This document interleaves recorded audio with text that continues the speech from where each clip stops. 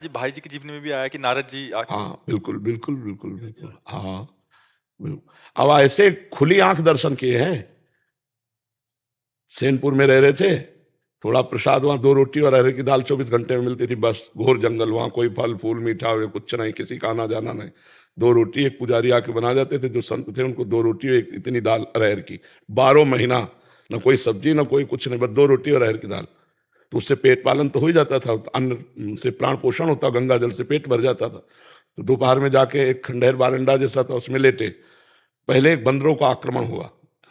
इतने बंदर की, पर भय हमारे अंदर से चला गया था, क्योंकि हमने मृत्यु को वरण कर लिया था। अकेले बचपन से गंगा किनारे घूम रहे, तो भय खत्म हो चुका था। भूत प्रेत राक्षस इनका कोई भय नहीं, क्योंकि स्मशान में ही सोना है, गंगा किनारे रहना है। तो थोड़ी देर में बंदर भाग गए। राधे राधे राधे बरसाने, जो जहां रखा है हाथ पैर बिल्कुल वहीं, और आंख खुली हुई। तो ये क्या हो रहा है?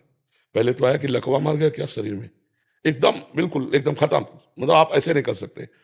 इसके बाद इतनी सुगंध चली, एक दिव्यता, और आंख खुली हुई हमारी।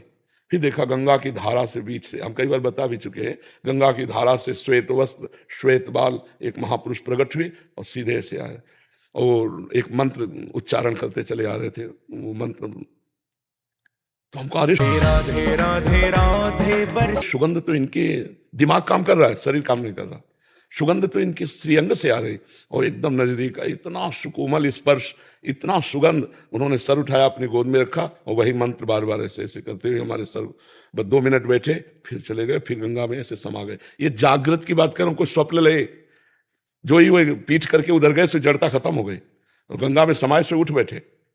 हिम्मत नहीं थी कि उठ हिल भी सके, ऐसा उनका प्रभाव था। बहुत अकल लड़ाते रहे कि कौन है ये महापुरुष, कौन है ये महापुरुष। बहुत समय के बाद फिर उन्होंने बताया कि मैं अमुक महापुरुष हूँ, ऐसा। तो जब हमारी, जैसा इन्होंने कहा, संत बन के ही संत दर्शन किए जाए, तो उस कोटि की जब योग्यता होती है, तो उस कोटि के महापुरुष मिलने लगते हैं। तो अगर हम भजन करें और उस कोटि अपनी योग्यता बनाए, तो हम जिस महापुरुष से जैसे चाहें वैसे मिल सकते हैं। प्रगट में आप जैसे बैठकर बात कर सकते हैं, या वो स्वप्न में मिल सकते हैं, या वो तंद्रा में मिल सकते हैं, बेहोशी में मिल सकते हैं।